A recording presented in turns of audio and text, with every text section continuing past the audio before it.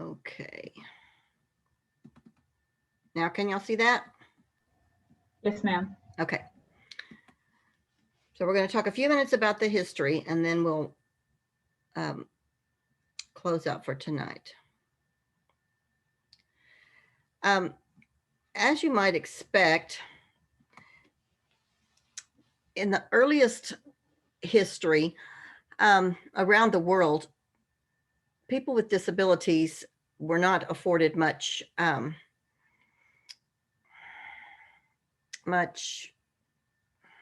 value at all.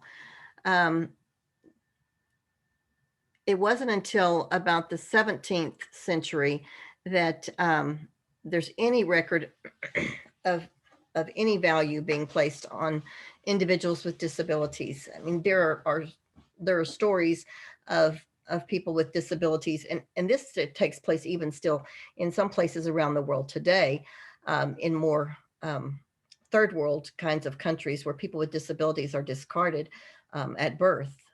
You know, in more backward places, people with disabilities, when that disability is recognized at birth, the child is, you know, placed outside the village and left to die, and things like that. It's seen as a curse or as an embarrassment to the family if a child is born and appears to be in any way less than normal or typical.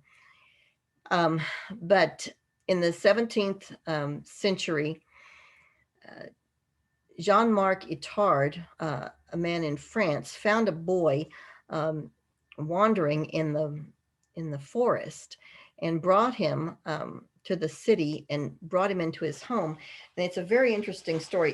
It sounds like something out of fiction, because basically he was a feral child who had been, you know, I don't know if he was raised by wolves or what, but it was a true story that he was surviving in the wild, and he brought him to the city and basically tamed him.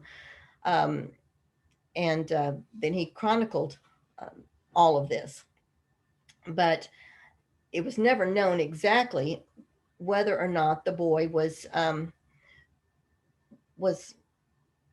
normally developed intellectually or not. He never assumed a fully normal life. I don't think his speech ever became fully normal, but Itard was able to observe him and make a lot of conclusions um, about the boy as he observed him and watched him integrate into society.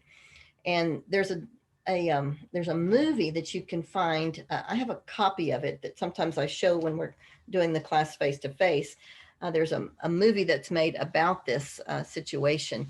It's in French, but with subtitles. You might find it on Netflix or something. I don't know. It's an interesting story, and I think there's been a couple of iterations of it made subsequently, but it's a fascinating story.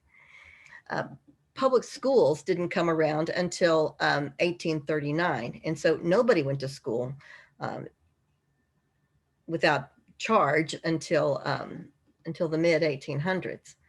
Um, but the first people to be recognized who had disabilities um, and get any education were those with visual and hearing disabilities.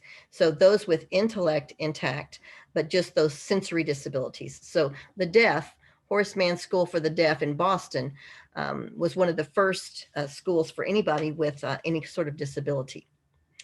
Now in the 20th century, Goddard did some research which implied that low intelligence and deviant behavior were hereditary. This reinforced a lot of negative stereotypes. Then in the early 1920s, Orton's research developed remedial approaches for reading problems. And this was when the Council for Exceptional Children was founded back in 1922. And you probably, if you're a student of reading instruction, you will have heard of the Orton-Gillingham method. If any of you are going to go into elementary instruction, you'll at some point learn about the Orton-Gillingham method of teaching phonics. And that is really old stuff. Teaching phonics is a very basic way of instructing students in reading. And it's nothing new. It's been around for a really long time. And those are some of the foundations of it. Now, it was in the 1940s that Strauss and Werner did some neurological research and found some basis for learning problems. So they began to see that what's going on in the brain obviously connects with the way children learn. It was in the 50s and the 60s when the civil rights movement had this connection with the disabilities community. When the ARC was founded, the Association for Retarded Citizens. And now we don't use the word retarded anymore, but the ARC has kept their name.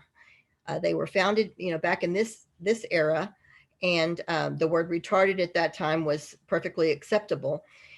And we kept the word retarded as part of our definition of mental retardation until just a few years ago.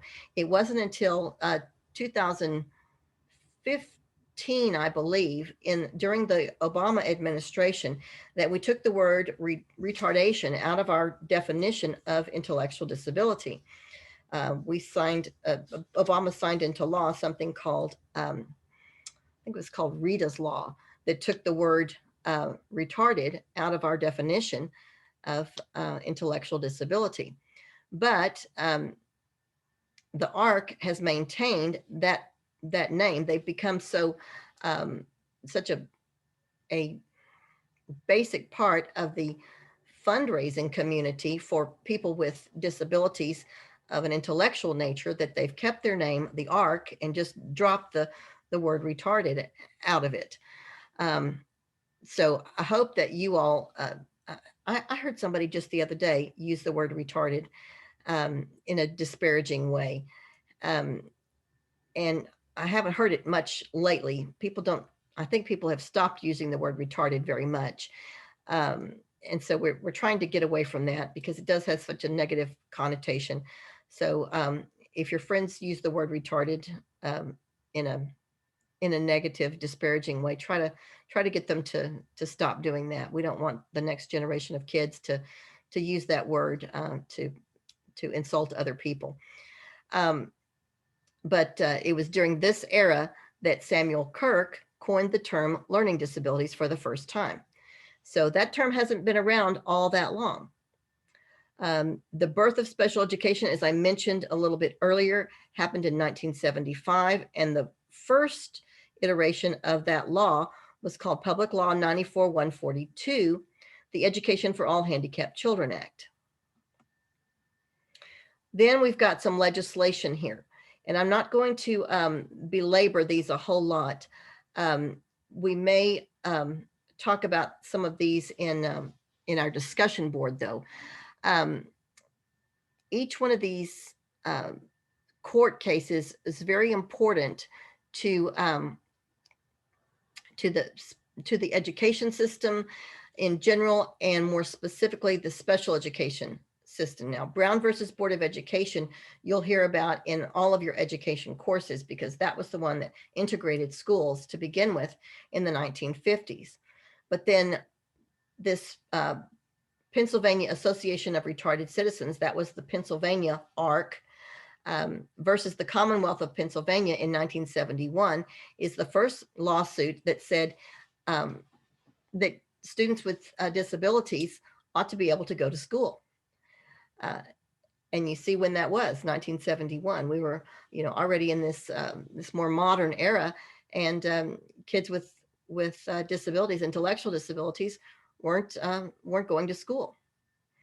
And then we've got other issues that relate to students with disabilities in several of these other cases that you'll see here: Mills versus Board of Education, Larry P. versus Riles, Diana versus California.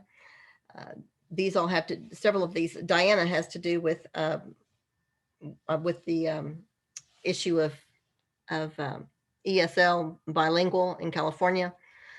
Board of Education versus Raleigh. That's a case about a student who had an interpreter and wanted to have more of those services, and the court said she had enough, and enough was enough. She didn't have to have the very best. She just had to have a minimum amount of support, not a maximum amount of support.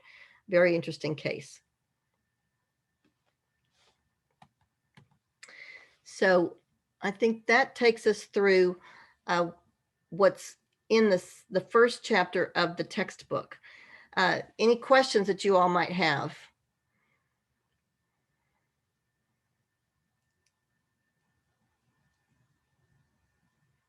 No questions? Okay, I will post a question on the discussion board for you all to talk about individually, and then with a classmate by talk with a classmate, post yourself, and then after Thursday with a classmate. And it'll be about something that we've talked about tonight, since not everybody has their textbook yet. And then as soon as you get your textbook, you'll want to go to that last page at the back of the chapter where you have your reflection questions, and you pick 2 reflection questions, and then you write about your answers to those 2 reflection questions. And typically those will be due on Sunday night after we talk about the chapter on Tuesday, and then we discuss it online, and then you'll write about that during the week. But this week we're going to put that off since so many of you don't have your textbook. The discussion board will be due on Sunday, but we'll put the reflection off. We'll probably put it off a whole week. And then that means that next week you'll probably have 2 due because we'll talk about chapter 2 on Tuesday, and then do our discussion board for chapter 2 next week, and our reflection questions. I hope everybody has their book by next week. So that means that 2 chapter reflections will be due next week. So we'll just push this week's chapter reflection to next week. Any questions about that? All right, y'all are a quiet bunch. And I'll post this this video, this webinar, to our Canvas, and I'll post the PowerPoints, and I'll get the discussion board up later tonight. And if nobody has any questions, then we'll call it a day. All right. Hey, thank you. You bet. Thank y'all for participating. I appreciate it. It's good to see some faces. And I'll see you next time. Bye, Dr. Kevin. Bye, y'all. Bye, thank you. You bet.